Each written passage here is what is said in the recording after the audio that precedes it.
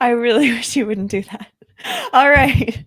Josh is throwing me for a loop as we go live. Welcome to LOOPcast on this July 3rd, Independence Day Eve. Also, the Feast of St. Thomas, and we are joined by our own Thomas, Tom McCluskey, in for Thomas Pagasic. We've No just doubt got about it. no doubt about it. We have Toms all around. So welcome, Tom McCluskey. We're so glad to have you. We'll see if this goes better than last time. I think it will. I think I should have a better connection today than I did last time.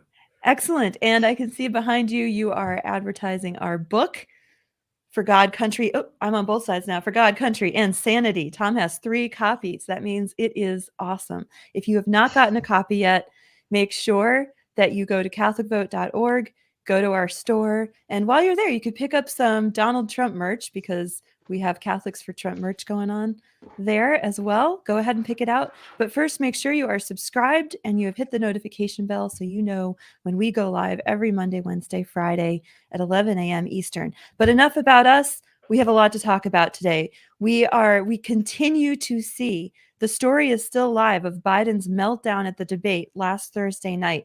And last time we talked about what the left is saying, what the media is saying, what the Biden family is saying. Now we have polls that tell us what you are saying. So we're going to get into that. But first, I want to lead with this story because we have Tom McCluskey. And it looks like the GOP, the Republican Party, might have some issues of its own going on right now internally. Is the GOP poised to abandon the pro-life platform going into the fall? We saw this story drop in Politico yesterday. We knew rumblings of it were going on, again, because we have Tom and he's going to tell us about it. But this would definitely be a shakeup. 2 hardline anti-abortion delegates, as this is political reporting, so it's pro-life delegates.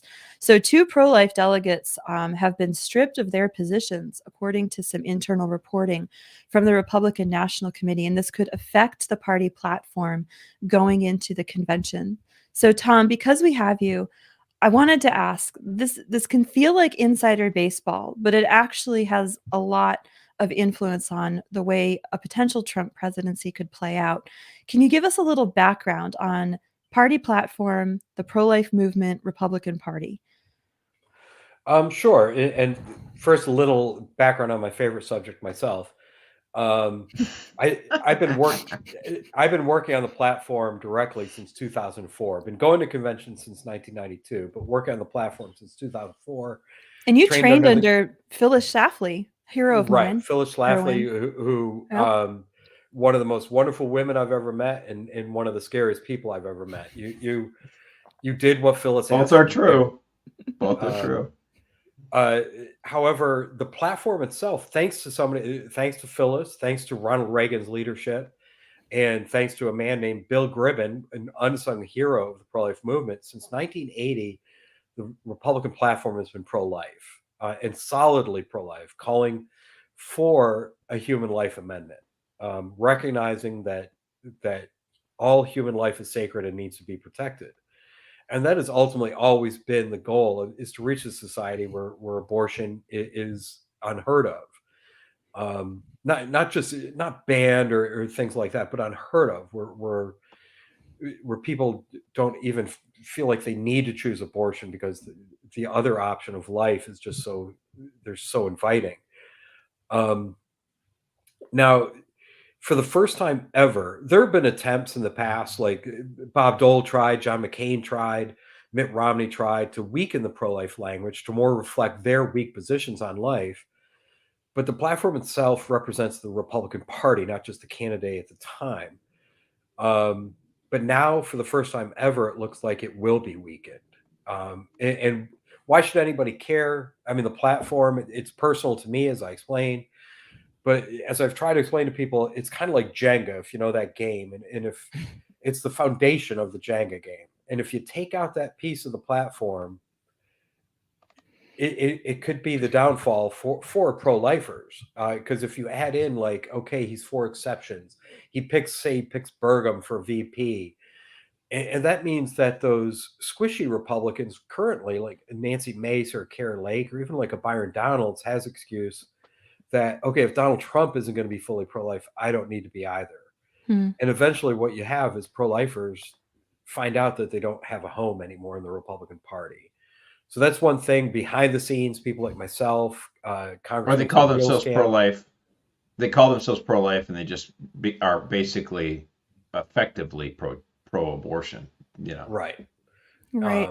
It's like we're pro-life, but we just don't want to do anything about it. So what would a change in the official party platform like this? Well, first of all, do you have any sense of what the language would now become? I mean, it would obviously drop the human life amendment. What would it even sound like? Well, I'm hoping it doesn't sound like the current candidate, because that would be a very large step away from where it was. The language that I suggested to them, and I know others have as well, was more along the lines of, we are building towards a culture of life where a human life amendment would be widely accepted.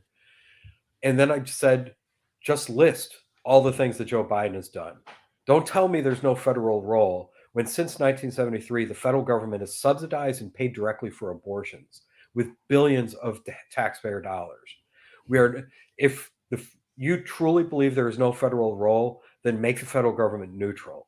Stop supporting the abortion pills being transported over state lines. Stop trying to halt states who try to stop Medicare funding and all of abortion, and stop funding the abortionists. Imagine if we took $1 billion away from the abortionists. Take the money we give to Planned Parenthood every year and put it into Social Security. Oh my gosh. Can you imagine? In a lockbox. Talk about Yeah. Let's do it. Let's do it. I love it. Yeah, and I wanted to ask you too, Tom. This came up when we were prepping for the show, and the question was going around in terms of pro-life positions, when it comes to candidates, when it comes to compromise. And I think you said this, that politics is the art of compromise. But this is really hard when you come to the pro-life movement, because we're seeing now, we have pro-lifers saying we have to go absolute, like total ban on abortion. And then you have other pro-lifers who are saying, push for a 15-week, go incremental. And how, I guess, two questions. One, how do you approach that question in your own thinking about pro-life activism? And then again, how would taking all pro-life language out of the platform affect our ability to even have those conversations? Well, personally, in every job I hold, I support any effort that saves as many lives as possible. Because I know right now, we're not a nation that is ready for a human life amendment. We're not a nation that's ready to use the no word, ban abortion. But you also have to look at what you're pushing. Are you doing more damage than are you helping? Now, the 15-week normal, 15-week used to be the 20-week. In 15-week, the people who are pushing it, and great groups like Susan B. Anthony List and even CatholicVote, we don't have a problem with the 15-week, because we see the 15-week as a ceiling. And the 15-week, and then we start working our way down until we build a culture of life where all abortion is unthinkable. Unfortunately, Donald Trump, or at least some around Donald Trump, like Carrie Lake and Nancy Mason, all see 15-week as a floor. And so they're saying that 15 weeks and above, and that's it. And 15 weeks only saves like about 4 to 5% of the abortion, only stops about 4 or 5% of the abortions. Right. And so right now you just have to play 3D chess while they're playing regular chess. Because well, and again, we also have to remember, as the pro-life community needs to respond to, and I know you know this, Tom, to the changes that are going on. Like, there's this interesting back and forth where this woman, pro-life activist, said thousands of babies in the womb are being murdered in all 50 states, and with the approval of our elected officials. She said, we don't hate abortion enough. And this guy responded, like, name the abortion clinic in South Dakota. And it's like, how do you not understand this? It's like saying thousands of people in all 50 states are watching movies, and someone says, wait a minute, there's no Blockbuster video stores in South Dakota anymore. It's like, people are getting abortion pills across state lines. They're being flooded all across the country. We need to respond to this kind of stuff. Just because people aren't renting movies from Blockbuster anymore doesn't mean people aren't watching movies anymore. Like, wake up and smell the coffee. The things are changing underneath us, and we need to respond. In fact, more abortions are happening that are medical, so-called, than are surgical now. So we Chemical have to abortions. adapt and understand what's going on. Right. Yeah, and I think it feels like with the Republicans and the people around Trump that are essentially pro-choice Republicans, it feels like Dobbs happened and then they smelled blood in the water, because you start to see things like the reactions in against the IVF ruling in Alabama. You start to see the pro-life defeats in states like Kansas, Michigan, Ohio. You see even like SCOTUS, the fight over the FDA's mifepristone approval. And then the polls, I mean, this one poll from Gallup that 60% of Americans believe the fall of Roe was a bad thing. 63% of Americans say they favor preserving access to the abortion pill, mifepristone. 69% believe abortion should be legal through the first trimester. So it seems like pro-choice Republicans are seeing that. And the argument is, well, in order for the Republican Party to meet the demands of the American people and stay popular, we have to take this language out. And the squishy Republicans say, oh, gosh, okay, the people want it. Is that what's happening here? Well, I wasn't there at the time, but the 1860 Republican platform, and You weren't? I was not, except it was a very simple platform, and it sought to ban slavery, and that it said all men are created equal and all men should be free, regardless of your race, and that was controversial at the time too. It's in politics. If you want to win in politics, I think, or at least if you want to be successful, take those stances. And pro-life is winning. The grassroots. I've never had so many people now concerned about the platform. Groups that have never been, who've never really cared that much about the platform, like Students for Life and SBA List, certainly care about the life issue and are out front fighting on the front lines. But they're now concerned about the platform because they see they probably wouldn't use my weak analogy of the Jenga game, but they see that this is a very crucial piece. It can have a ripple effect. Right. If we lose the Republican Party or have to refight the fights that we fought in the 90s and thousands again in the 2000s against weak Republicans and trying to convince them why life is important, we're going to set ourselves back that it'll be another 50 years. Yeah. Yeah, and I think our colleague Tim Huelskamp, former congressman, he has a great op-ed up in Newsweek right now. I'm going to plug that. It's going to be in the show notes. But he makes the argument that we have advantages over the Democrats when it comes to abortion right now. And instead of walking it back from the platform, the GOP should be leaning into these advantages. He talks about the support of the pro-life safety net that the GOP, that conservatives have created. He talks about the radicality of the Democrat stance. So it's disgusting to so many voters. And he talks about the reality of abortion coercion, saying, he cites the stat, 70% of post-abortive women report that abortion is, quote, inconsistent with their values. So he's saying that our advantage is with the pro-life position, and we're actually going to weaken our ability to do anything overall if we fracture the GOP like this in the coalition. Well, and I think the key here is we understand that there's practical concerns about trying to run for office and meet the average middle of the road voter and stuff like that. So an effective political party, at least, what the Democrats try to do is they try to make sure they don't abandon their base while they try to chase the median voter. Now, I think they do it through a lot of lies.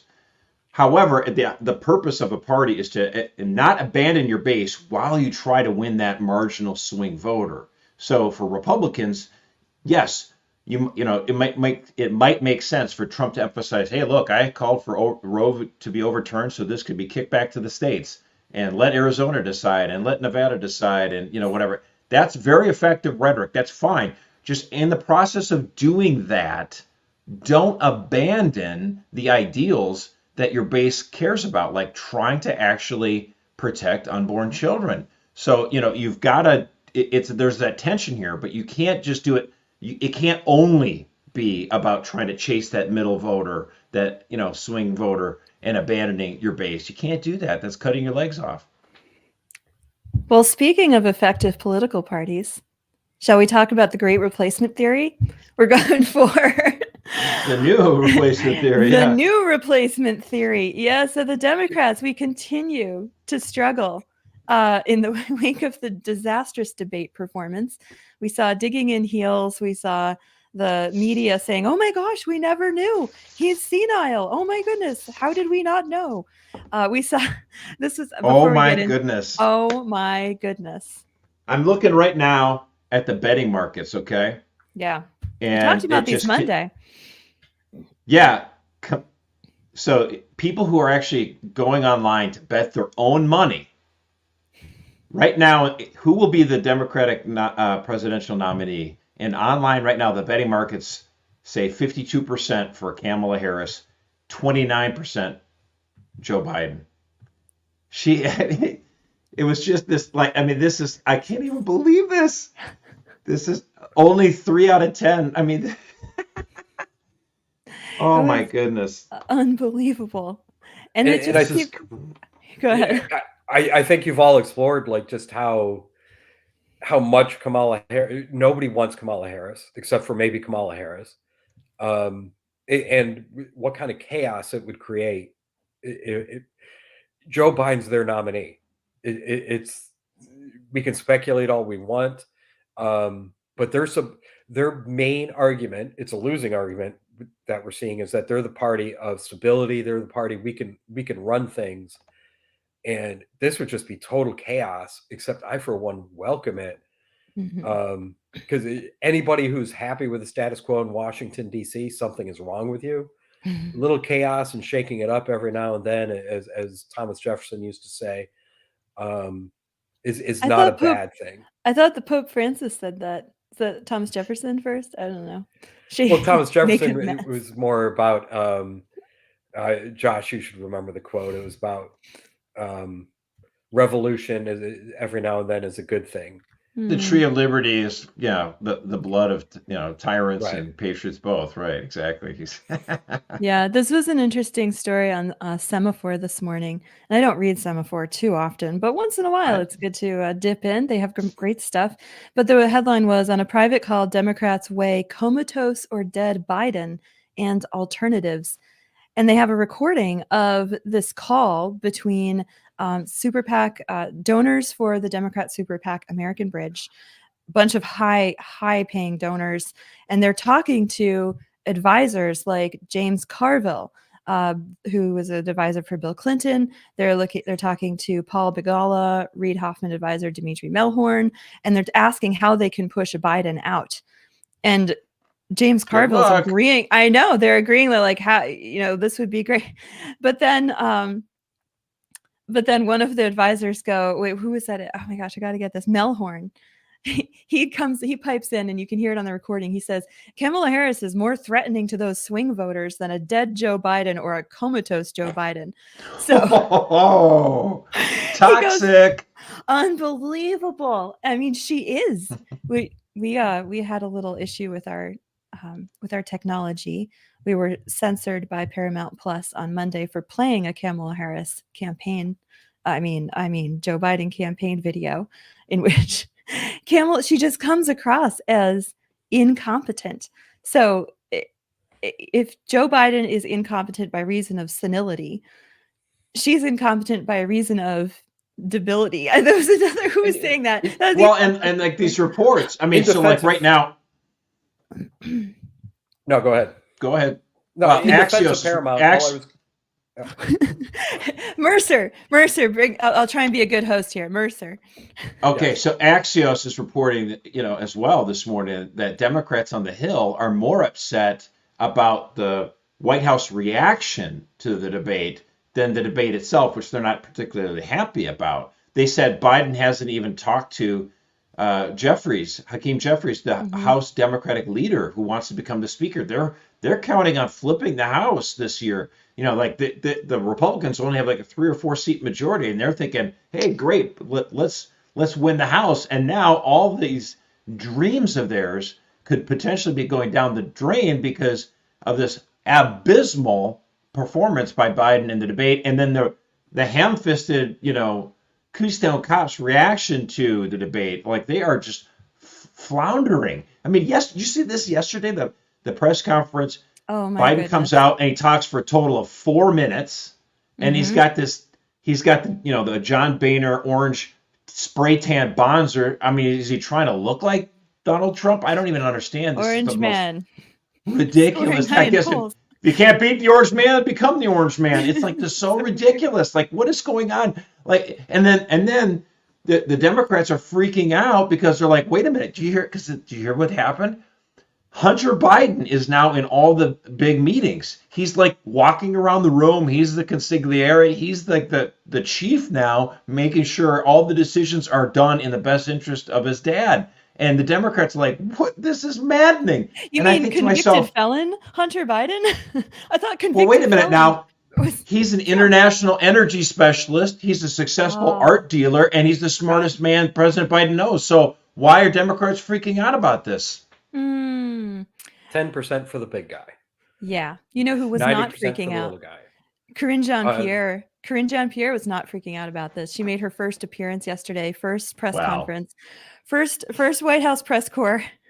It was yesterday, and I have to admit, I was playing it as I was working on other things for Catholic Vote, of course. I had my popcorn and I was watching. Yeah, It was like great. go, Corinne. This is gonna be great. And she goes, yeah, it was a bad night. And the interesting thing for me was the tenor of the room, because I watch these things for fun as I'm working. We watch Corinne when we can. And usually the press corps is just fawning. They're giving her the softball questions. They're just typing down everything she says and spitting it back out in a New York Times That's headline. right. It was not like that yesterday. The questions were hostile. They were tense. They were pushing back on her. And she just kept going. Actually, let's play this clip, Simon, if we could.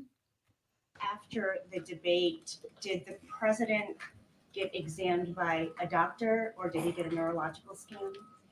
A neurological scan? A what? Look, I'm not a biologist. what I can say is that, just to take a step back, it was a bad night. We understand that it was a bad night. And the president has spoken to this. So is the sinking of the And Titanic. he understands that. And so I cannot speak to anything beyond what I just shared. The president has regular annual physicals that we release in a thorough report. We're going to continue to do that. I don't have anything else beyond that. So was the last time he was seen by a doctor then in February? I just don't have anything beyond that, beyond the question of a neurological exam. Okay, well, you continue to say it was just a bad night, but is there an explanation then for why it was so bad? If it's not his stamina, if he prepared, as you guys say, for so long, if it's not a problem with his mental fitness, what happened that night? What did we see? I will also add that the president also spoke to this as well. He said, I'm not as smooth as I used to be. I don't debate as well as I used to. I don't walk as easily. All right, that's enough. She just keeps going. The Her next name should question. be Cringe Jean-Pierre. The next question was from, I think, the Washington Post, and they go, you said that the president had a cold. Was he taking any cold medication? And she goes, he was not taking any cold medication. And then they go, was he taking any other medications? And she says, I can only speak to the cold medication. It was so priceless. She just kept going and going. Well, why didn't the reporter go, now, wait a minute now. You're saying President Biden had a cold during the debate. And then after the debate, why then did President Biden go to a Waffle House in Atlanta and shake hands and talk to a bunch of people if he has a cold? Yeah. With no mask. Unbelievable. With no mask. I mean, it's almost like they're lying. My Now, here, favorite Joshism. By the way, though, here's the thing about this. I put up a link for, did I not do it correctly? I didn't do it correctly. Sorry, Rezhak. But I just wanted to point out this the story in CNN that Glenn Greenwald he's a lefty, but he doesn't like the mainstream Democratic Party. But he was talking about like everything about what's going on here in the media is just funny to watch in my mind too. It's because They're now admitting, CNN's now admitting, and other media outlets, that they failed to report on Biden's cognitive issues, right? But CNN actually lets the cat out of the bag as to why. Because they admitted that they feared blowback from the White House and Democrats, they said, quote, or worse, they said, quote, age stories angered the White House and the liberal Twittersphere the most. So they were worried about publishing accurate stories about the president's cognitive decline because liberals on Twitter would lose their stuff. And CNN cares about liberals because they want them to click on their stories. So this is like, for all the talk that the left always gives on the right-wing media, like, oh, you're just going for clicks, or you're just talking to a bubble, you just get your boomers all happy. Hello, the New York Times, CNN, all these people that we're calling you out, and they're admitting it now themselves. You guys were not publishing stories about the president. You failed to disclose the truth. You guys are the truth tellers. And you didn't do a darn thing about it because you're afraid that losing clicks from liberals online. Yeah, absolutely. Shame on them. Caught with their pants down. And this was, I think the embarrassment factor is huge here. We even had The View, Joy Behar and Sonny Austin were saying, oh, I think he's actually old. And just the audacity of ignoring everything that they've been feeding that. So you got the media reaction, right? Which is like, oh my gosh, I'm so embarrassed because I've been lying for these guys for months. And now everyone knows that I was lying. So I feel embarrassed. That's the media's take on this. But what are the Democrats, the actual people who are, I know technically there is a difference between the Democrats and the media and the Democrats who are elected to office, right? Some rely on clicks, some rely on actual voters. But the fact of the matter is Democrats in office are not upset that Joe Biden is lying about inflation and lying about the border, because he obviously is.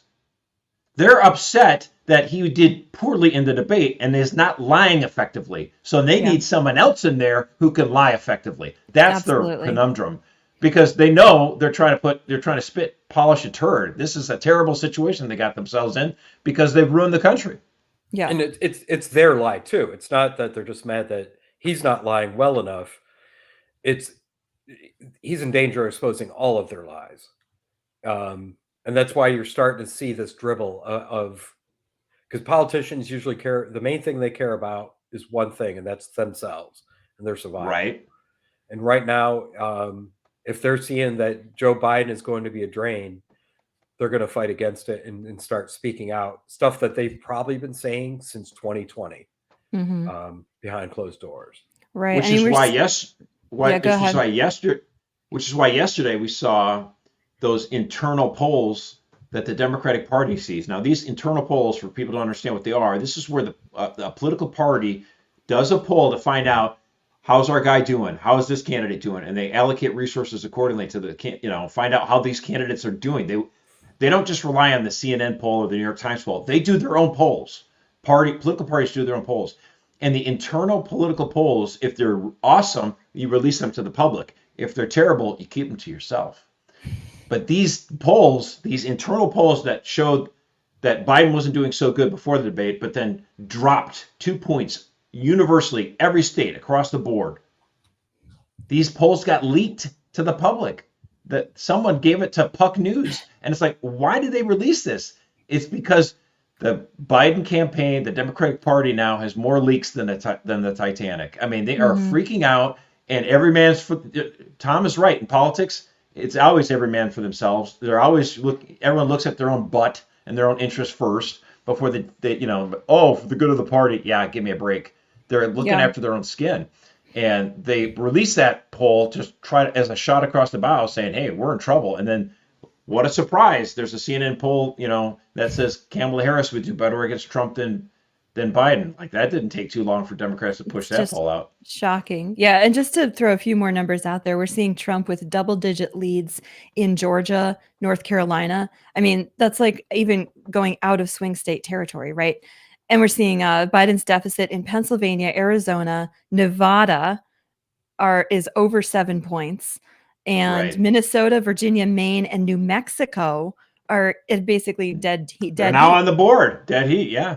It's I mean, it's jaw dropping. So, you're both smart people. Say you're advising the Democrats. What do you see they can do? Well, we could go down the list. We've got, I mean, there would be, I think in order for Kamala Harris to have any legitimacy as a candidate, they've got to do an open convention. And I know that there's a lot of barriers to that. not necessary. Not necessary. No, just literally, if I'm the Democratic Party, the answer is to have if President Biden is not equipped enough to run a campaign, and he said, "Well, I did all this international travel, and then what? You did international travel, and then you had a full week off where you didn't do anything before we prepped for You the debate, napped for 10 days. and that's still not enough time. Right. Like, pack it in, buddy." Like, so if I'm advising, if I'm not Hunter Biden, but if I was his advisor, I'd say, "Yeah, dude, quit. Like, resign. You're obviously not there, And is it obvious that Kamala Harris is politically toxic? I think she's very bad, but she's got at least a shot. I just don't see. I think the Democrats have put themselves in a corner. That they should have come to this decision back in January, and Biden should have stepped out of the way, and it could have been an open primary where Democrats could have debated: should we now go with Kamala? She's next in line. Or should we go with Newsom, Pritzker, Whitmer? Who should we go with? And then it would be the voters themselves that would be making this decision. But at this late in the game, you can't pass over a black woman as who's the vice president from being the standard bearer of the party if Biden steps aside. There's no, we'll bring in some other white guy. That's just not going to happen. We're talking about the Democratic Party here. Like, there's no universe where the delegates or the voters are going to go for that. And in that scenario, Joe Biden, I think, solidifies his legacy, at least the one in his mind, because he will be the reason for the first African-American president. She'll only be president for 4 or 5 months. But she is a horrible campaigner. I don't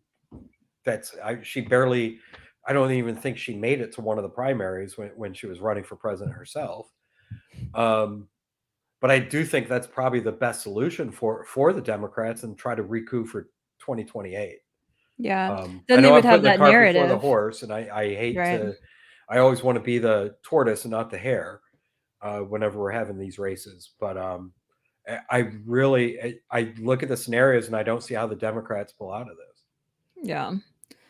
It's crazy. But we do have RFK did offer in an interview over the weekend. He offered to assume the nomination, save the Democratic Party, and he's ready to answer the call. And the problem, it's funny you bring up RFK, because what happens in the immediate aftermath of this debate? Vanity Fair gets a tranche of opposition research about how bad RFK Jr. is. How does that happen? Why does it happen now? It happens precisely now because there's a lot of disaffected Democrats who are freaked out about Biden, and the Democrats are like, no, you don't go to RFK, because they know if they drift over to RFK, they might stay there for the rest of the campaign, and he might actually then get 10% of the vote. I've been my expectations, I thought he'd only get between 2 to 4%, but he actually might get 10 if they migrate it fast. So they unload the negative information on RFK. Oh, he ate a dog. Can we get a picture? He barbecued a dog.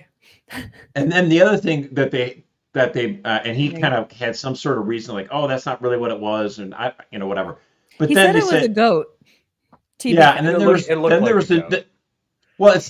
again, we're almost going for the shiny object here. Like, there's the picture. It's kind of funny, I'm getting hungry just looking at it. But the real story in this Oppo thing was that he sexually assaulted his nanny. And someone asked him about that, and he's like, "Well, I wasn't a church boy when I was younger." He didn't even deny it. Okay, wait. We didn't say you were a philanderer. We didn't say you were, having sex with everyone in sight. Donald Trump was pretty much like that. That's not what we're saying. We're asking if you sexually assaulted your nanny. I'm not going to get into that. Like, what? Like, you can't categorically deny that charge? That's pretty, I don't know. So, again, But the reason, this is the way politics works. The reason Democrats dumped this Oppo file on them, and of course Vanity Fair is like, "Yep, let's go. We'll take the clicks. We'll run everything you want." Yeah. And they're running with this precisely because they want those Democrats who are like, "Oh gosh, I can't go for Trump, but Biden's crazy. Oh, I can be safe by going to RFK Jr." And that's what the DNC was like, no, don't you do that. It's ride or die with Biden. Because the Democrats are get so upset about sexual imbroglios involving a Kennedy. Always have. They are. You're right about the It's shiny tradition. object. They would be more upset, and that's why Kennedy came back more fighting against. It wasn't a goat or a dog; it was a goat, because he doesn't want to be Christy Nomed. Yeah. Right. You know, I'm Shade- Kennedy. People will excuse me. I mistreat women. That comes with a name. But oh no, dogs. I love dogs. I guess Oh he my can be God. ambassador to China or something. That's right. That's right. Oh my gosh. Well, the Dems seem to be attempting, at least the Biden campaign is trying to do some damage control. They just announced that George Stephanopoulos has the first in-depth one-on-one interview with President Biden. It will be pre-recorded, probably occur between the hours me a of break. 10 and 4 p.m. But this will be a look into the real Biden, the real guy who does handsprings in the back room where nobody can see him. So yeah, George Stephanopoulos is sure to give us a fair shake on that one. You mean former Clinton staffer?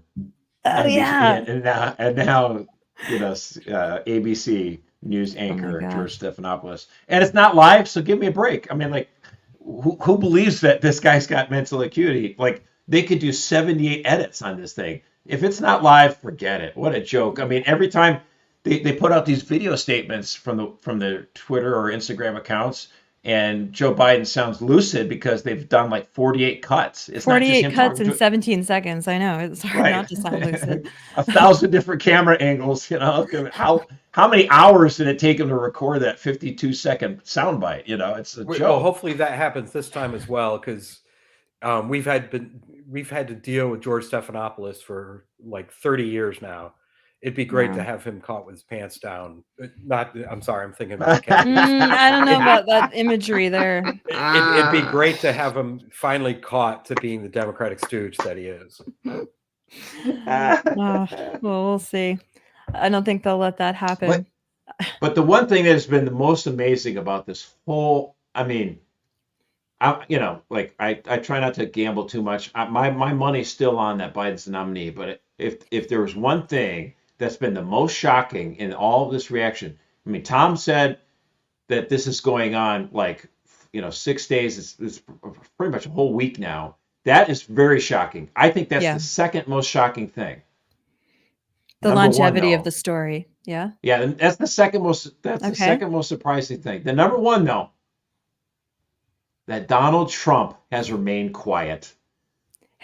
Good Of point. all people, That's actually really Donald Trump has remained surprisingly silent, and thank the good Lord he's doing so. The fact of the matter is, when your political opponent is committing, suicide in a sense, when he's drowning, you don't give him a life raft. You don't talk about what you're doing. You shut up. And Donald Trump, of all people, who would actually believe that Donald Trump would have the discipline? He showed discipline in that debate. He did. Now he's showing discipline in remaining quiet while Biden and all the Democrats are freaking out about the debate performance. It's almost eerie. Someone said it was like that scene in Jurassic Park where the dinosaur grabs the door handle and opens it up. And I was like, surprisingly quiet. It's like, don't say anything. Don't say anything. When your opponent is drowning, don't give them a life raft. Don't throw them a lifesaver. This has been amazing to see that this is now 6 days and he has hardly said a peep at all. I would suggest to the campaign, though, every day he should go out and hit like 9 holes. He actually did that a few days ago. His handicap. He was playing golf, yeah. And for a couple of those holes, carry his own bags. Well, the debate is not the only thing the left has been losing its mind over. On Monday, we reported that SCOTUS had dropped the presidential immunity decision. Trump v. United States ruled for Trump. And since that time, we reported on it about 45 minutes after the decision dropped. Since then, they have just gone bonkers, framing this as, okay, the president is now above the law. He is now king. Alexandria AOC, she's threatening to impeach all of the 6 justices who made this ruling when she gets back next week from vacay. Hillary Clinton, she's out there saying things. What was her tweet? I got to get this up here. Yeah, there's Alexandria. She's today's ruling represents an assault on American democracy. And whenever you see that from the left, to just flip it around and say the opposite. So we know that the ruling was actually a win for the American constitutional order because she said the opposite. And Hillary Clinton saying, with fear for our democracy, I dissent, echoing the unhinged dissenting opinion of Justice Sotomayor, who devolved herself into run-on sentences and just slogans like immunity, immunity, immunity. It was really weird to read that. But anyway, we wanted to just go ahead. Do you see what Father James Martin tweeted about this? Oh my gosh. Like 48 hours it's late. ridiculous. I mean, it's just, it cracks it. me. Yeah, he said, I suppose the president can now order the execution of his political enemies. So let's stop calling this a Christian or Catholic court. I suppose he can also sleep outside if he's homeless. Too bad the poor can't. Again, Christian and Catholic in name only. Yeah. I love it when a Jesuit, so proud of this Jesuit's able to call someone else Catholic in name only. It's got to feel good for him to be able to do that. That just cracks me up. It's like, this is absolutely ludicrous. The whole point here is, again, actually, Ilya Shapiro, he's a constitutional scholar, and he's with the Cato Institute. I don't agree with him on everything, but the guy's just outstanding. And he said, just to summarize basically what the point here is, if a president, let's say like Obama, orders a drone strike, in a war and kills a private citizen who was not involved, maybe it's a U.S. citizen like he's done before, that would be an official act as president. He could not be arrested by like a local district attorney in Dallas, for example, for that, because it's still an official act as president. Now, if a president walked down the street, down Fifth Avenue, let's say, and murdered somebody, that's not an official act of the president. So yes, you can be arrested for that kind of stuff. So like this idea that like, just because the court made a distinction between acts which are official and unofficial doesn't, like they're trying to pretend like, so you're saying the president can do whatever he wants to. No, but if it's an official act as president and you think it was done wrongly, there is a process for removing a president from office. It's called impeachment and conviction. That's how you do it. You don't just let local district attorneys take out a current president of the United States or a former president of the United States for official acts that they did as president. This is not that hard. Yeah. And Democrats and liberals understand this, but they think that the American people are dumb.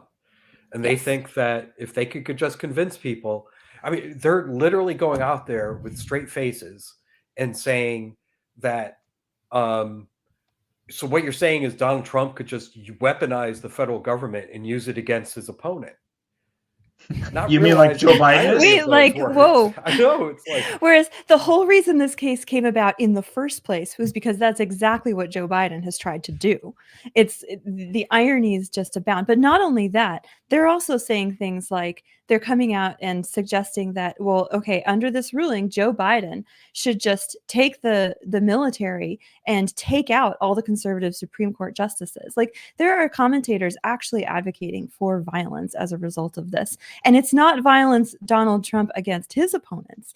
It's Biden against his. And you get people like Kamala Harris right out there and reporters asking her, so what does this mean? And yeah, she literally says, this means that the president can weaponize the DOJ. And you're like, no, that's what you've been doing for the last 3.5 years. And And it's just these are the crazy. defenders of democracy.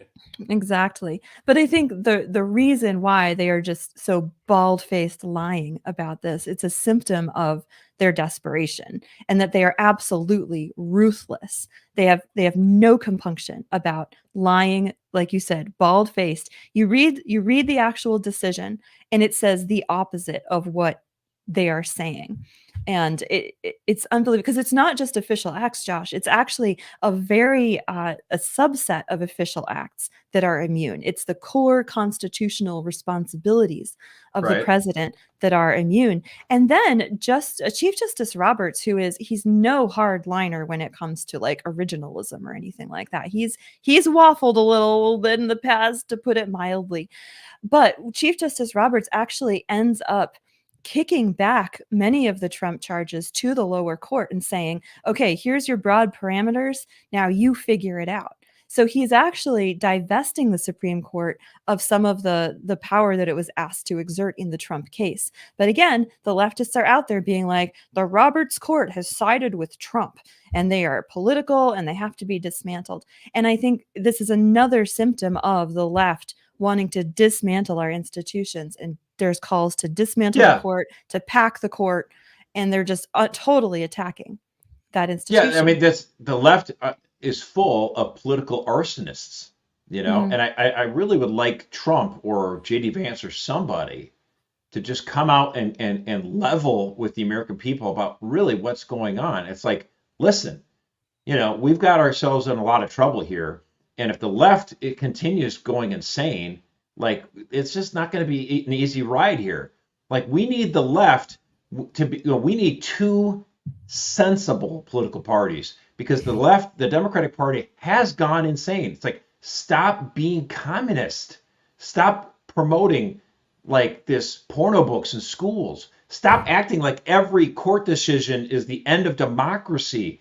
Stop making these lies about how like the court has now allowed you to do political assassinations. Like, conservatives are out saying the average working man and woman can't afford groceries. Maybe we should stop, giving Ukraine billions of dollars, And these guys are like, oh, that means you're a stooge of Vladimir Putin. It's like, my goodness.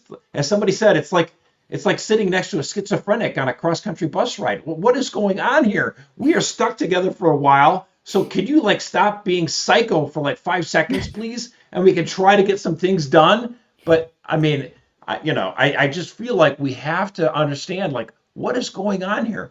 But they immediately jump into this. Oh, it's time to pack the court. It's time to have Biden arrest. Have Biden arrest the Supreme Court? I mean, these people are out of their minds. They are out of their minds. Well, one other piece of news that came out of this decision in the last couple of days, Judge Merchan, you might remember him from the case in which that made Trump a convicted felon just a few weeks ago. Originally, Trump's sentencing was set for July 11th, next week. But as a result of the SCOTUS ruling, the judge has vacated the July 11th sentencing until September 18th, quote, for the imposition of sentence if such is still necessary. So you see Judge Merchan there thinking, oh, I'm going to go review my decisions and everything. But we do have a delay on the sentencing for Donald Trump. So we'll see what that means. Yeah, see, I didn't think that the Supreme Court's ruling on immunity would have much of an impact on this case, because this case involved actions that Donald Trump did before he was a president.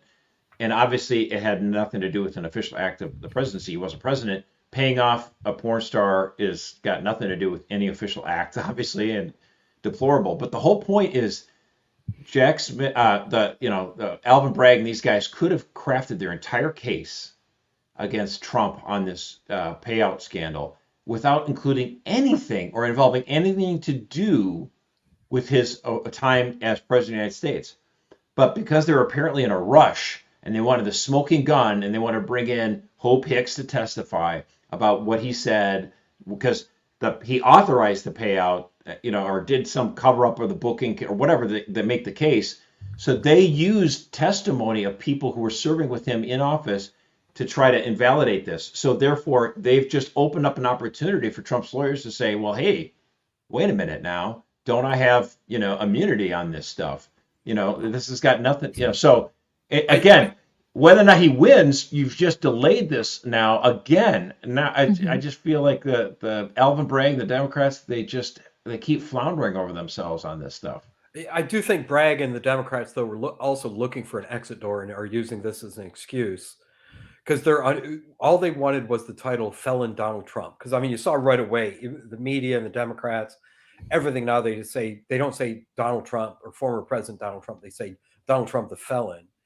All they wanted was that. They knew their case was crap from the beginning, and they also knew that every time they convicted Donald Trump, he rose in the polls. So I think they were kind of looking, if they sentenced Donald Trump on July 11th, was it July 11th they originally were going? That was Yeah. the original plan, right? He would have been elected somehow president July 12th if they sent him to jail. And I think the Democrats knew that, Bragg knew that, and it's like, okay, we need to find any lifeline we can to grab it. The times we live in, guys. I don't know. We move into the twilight zone if we weren't there already. I mean, this whole episode is Twilight. I mean, it's crazy. It is. This has been Twilight Zone for a week now. I'm going to switch gears for my Twilight Zone. So I'm going to go a little church politics here. We had Candace Owens. We congratulated her about a couple months ago for entering the Catholic Church. We said, Candace, welcome. Welcome to the adventure. The adventure begins. And she just came on her now single host podcast, and she made an interesting statement. So I'm going to actually have Simon roll the tape here. A flat earther. I'm not a round earther. Actually, what I am somebody who has left the cult of science. I have left the mega church of science, because what I have now realized is that science, what it is actually, if you think about it, the pagan faith. Listen. Oh, What? So someone had asked her about, they were trying to explain to her why the earth is round. And she told them, I'm not a round earther. I'm not a flat earther. I've left the cult of science. And she goes on and on. But I wanted to just take this moment. Candace, you have joined the Holy Catholic Church. And let me just give you a little taste of what that could mean for your involvement in love of science, round earth, flat earth. The Catholic Church has historically been the foundation of all scientific inquiry, both medieval, both modern, because scientific inquiry requires a few things. You have to believe that the world is orderly, that it is intelligible, that it is good but not divine itself, and that man has dominion over creation. These are basic tenets of the Judeo-Christian tradition, and they are the bedrock of science. There is no tension between the truths discovered through natural science and the truths of our faith and of the spiritual realm. And I just want to invite you, Candace, to read Joseph Ratzinger, who became Pope Benedict XVI, in case you didn't know that yet. His famous 2006 Regensburg lecture, which I think you would love, Candace.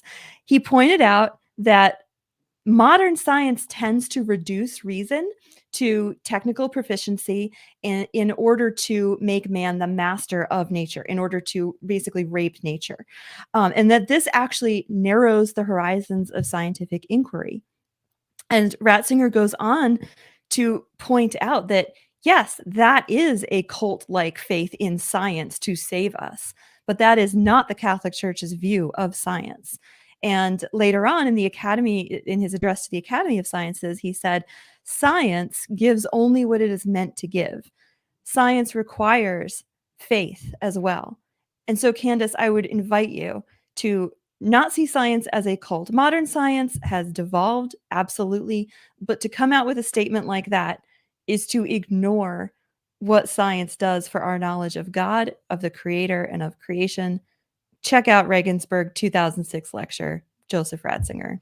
Well, and by the way, it is true that since, for the last 400 or 500 years, the left has used science to attack the faith, and they put out so many lies. Like, first of all, the lie that, Christopher Columbus, when he was going to sail to the New World or whatever, people thought he was crazy because they thought the world was flat. No one thought that, by No the one way. thought that, guys. No one. Aristophanes discovered that the world was round in the year 500 BC, okay? The whole point was when Christopher Columbus was going to do that, they're like, they thought the world was round, but that they thought there was nothing but water all around. So it's like, you're just going to be basically You're gonna sailing die forever, out there, right? and you're going to die because it's going to take you forever to get to the East Asia. And then when he finally landed on, Columbus landed on, pay dirt, he called it the West Indies. He thought he was in India. Yeah. I mean, like, come on, people. Well, or so like this idea. yeah. So I admit, I understand what you're going with here, girl, that you think that science is used to attack the faith a lot, but like, don't buy into their narratives. Like, the Catholic Church embraces the revealed world and tries to grow and understand it, because to understand creation is to understand the Creator. Yep. And if you're going to be a figure like for out there in the public for Catholicism, get to know the church's teaching on this first. Like the earth is round. I'm just kidding. The church doesn't teach that because the church doesn't need to. Science demonstrates that, and we accept the truths of science. So come on, Candace, do a little research. We're pulling for you. All right, Josh, what do you got?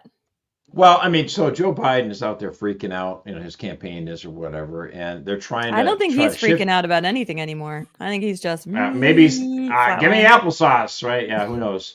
I mean, the thing is, though, he's trying to deflect all the negatives on him, and he's just trying to focus on how evil Donald Trump is. And so he just tweeted this out yesterday. Donald Trump vows to be a dictator on day one. What? Donald Trump, you're trying to convince voters, don't elect Donald Trump because he'll become a dictator, right? So is this the same dictator who left office freely of his own will on January 20th, 2021? I mean, it just seems kind of like he's not the best dictator then, maybe, if he left power freely. I mean, it's just the absurdity of the arguments that are being presented. I just find it's almost remarkable. But here we are, and again, the media, I want to go back to this point, and I just can't help but hammer this point again and again.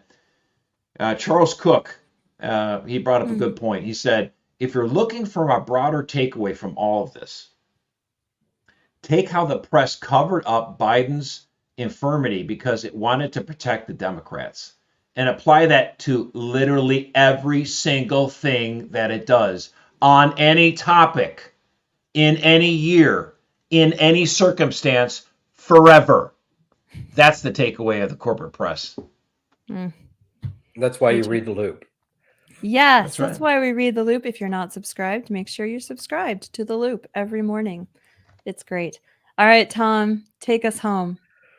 All right. Well, since I'm last and we've been talking about the platform, I'm going to use this indulgence to talk about two different conventions where I met two famous Americans. My first convention I ever went to was 1992 in Houston.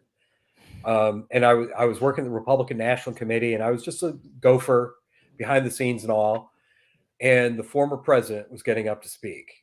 And it was before like the cameras used to be in Clinton, like changed it where the camera's in the back and you see him marching majestically, except it was just Ronald Reagan, some security and some other people around him, and then myself. And I totally fanboyed.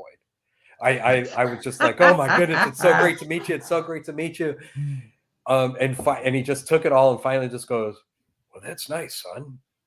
But I think they're waiting for me out there. And now whenever I watch that speech, and it was his last public speech, that 1992 convention, whenever I watch it, because he's introduced and there's like, to me, it's 30 hours, but there's like 30 seconds hesitation. They introduce him before he comes out. And every now and then I'll make my wife watch that YouTube video going, I'm the reason he's late. I'm the reason he's late. So flash forward to 2004. And it's my first time working as an activist on the platform. And I'm working under Phyllis Schlafly. Brilliant woman, brilliant person. And it's midnight. We had been up all night the night before because it's a very 24/7 process working on the platform. all my issues were done. I made sure she was going to have safe transportation back to the hotel. So I walked up to her and her assistant, and I just go, well, I'm going to head back to the hotel now. You guys are all taken care of. She goes, why are you heading back? And I go, well, I'm pretty tired and all my issues are done. She just looks me up and down. She goes, wimp. I sat right back down, and I stayed another hour and a half and walked back to the hotel on like 2 hours of sleep with Phyllis Schlafly. And I've loved the woman ever since. Wimp. Well, so your stories to the convention are going to be hard to top. I don't think I can do it, but I do have one I am kind of proud of. I ain't going to lie to you. Go for it. Let's hear I it. went to the convention in 2000 in Philadelphia, and they had a little booth or a little suite at the stadium or whatever it is. They're holding conventions for the Catholics. And apparently, we're just talking Phone about all these booth? different phone booth, right? Yeah, Well, no. phone booth, yeah. And I'm talking to all these different people, and then I see this guy. He's wearing he's got a little lapel on his jacket with the golden arches. And I said, no, you work at McDonald's? I mean, it's just kind of a dumb question, which he answered pretty deftly. He said, yeah, have you ever heard of us? We got 2 all-beef patties on sesame seed bun. He does the whole, Big Mac jingle. And I'm like, I know, okay. I'm an idiot, obviously. I mean, usually when I meet someone who works at McDonald's, they ask if I want fries with that. But, and we both had a good chuckle about it. But then, of course, being the man that I am, I turned right to him. I said, okay, now listen here. All-day breakfast. Make it happen. It's a winner. Trust me. Even if you have to charge more, come on, man. And he was just stone cold no. I'm like, you're leaving money on the table, buddy. Trust me on this one. It will be a success. That was in 2000. They did not take my advice until about 2015 or so, and they finally had all-day breakfast. And what happened? They had record profits that quarter. Josh Mercer was trying to tell McDonald's, 15 years, you left 15 years of profits off the table. Come on, bud, what are you doing? They did not heed the Oracle of Petoskey. They missed out I'm on 15 right. years profit. The first day they had all-day breakfast, where was I? I was at the drive-thru at McDonald's at 3 PM, ordering myself some big all-day breakfast. To be fair, wasn't New Coke your idea too? No, you're not putting that on me, brother. Although we did at Hillsdale, we had an executive from Coca-Cola come up, and he's talking about free market principles and marketing and all this stuff.